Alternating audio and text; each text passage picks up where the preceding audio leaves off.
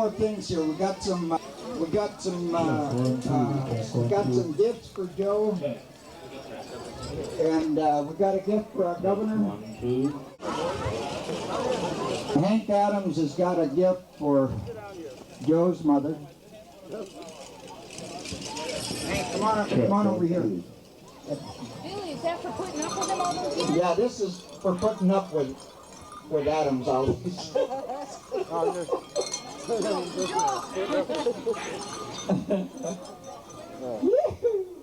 That looks great.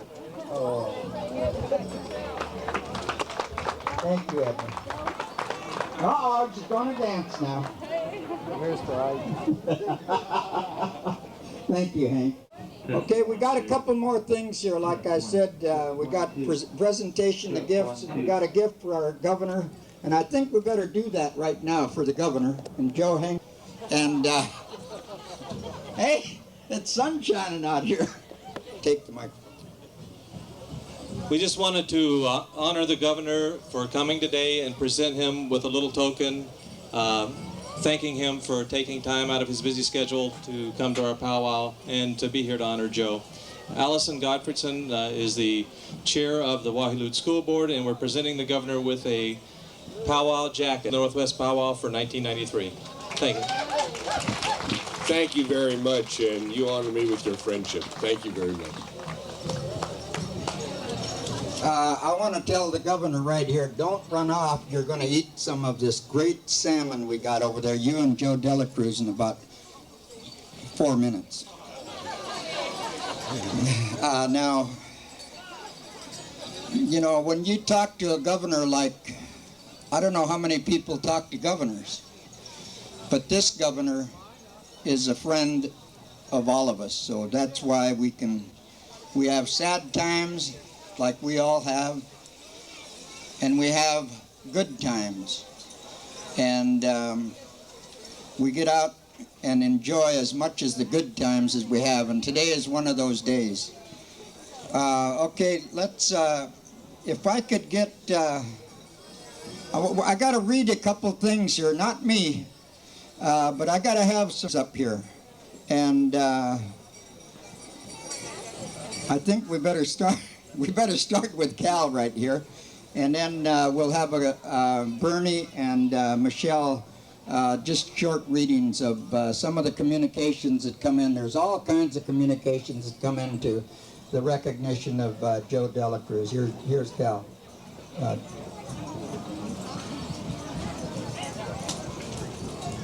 Kelvin Frank, I'm a Cree from Saskatchewan. That's a good name.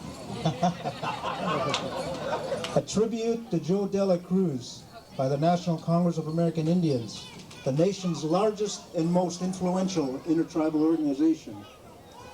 It is appropriate that Joe DeLaCruz be honored and recognized by the youth of WaHeLut Indian School.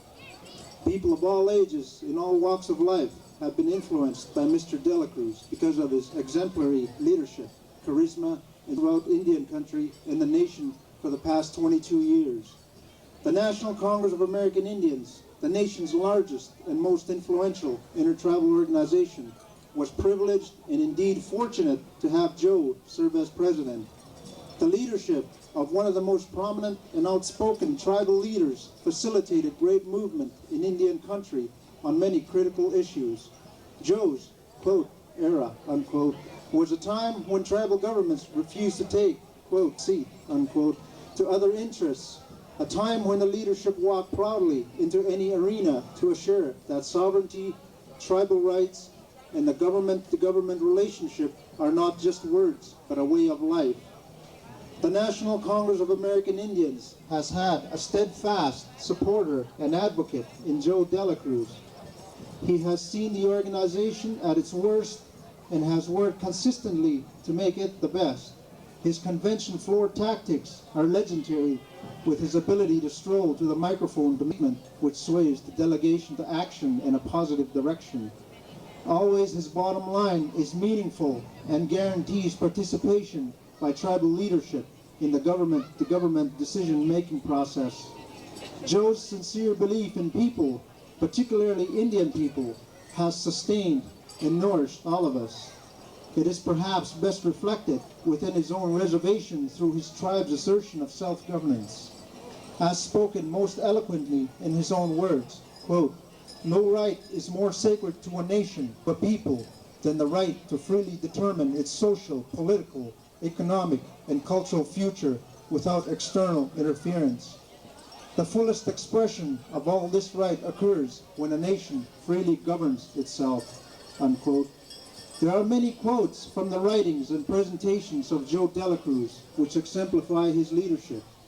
The National Congress of American Indians joins in paying tribute to Joe DeLaCruz, our supporter, our leader, and our friend. He represents Indian history in the making, and important to our leader is the future, particularly that of our Indian children. Thank you.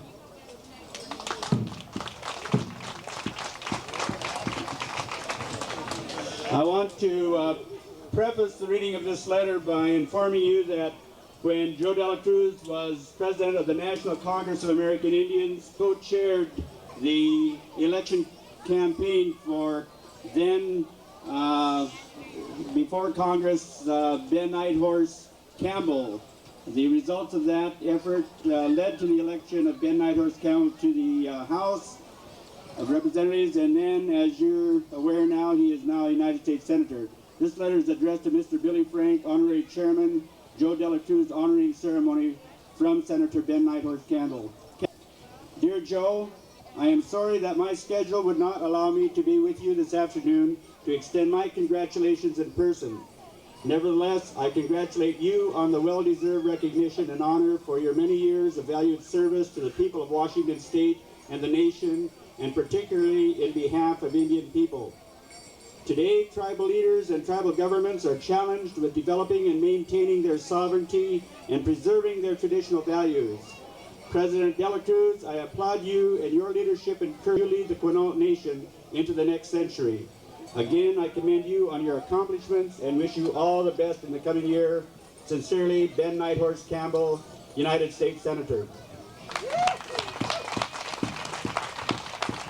That was Bernie Whitebear, who forgot that he was supposed to introduce himself. He's Colville. And just so there's no confusion, I'm Michelle Aguilar. I'm Savova, which is California Mission. A letter from Daniel J. Evans.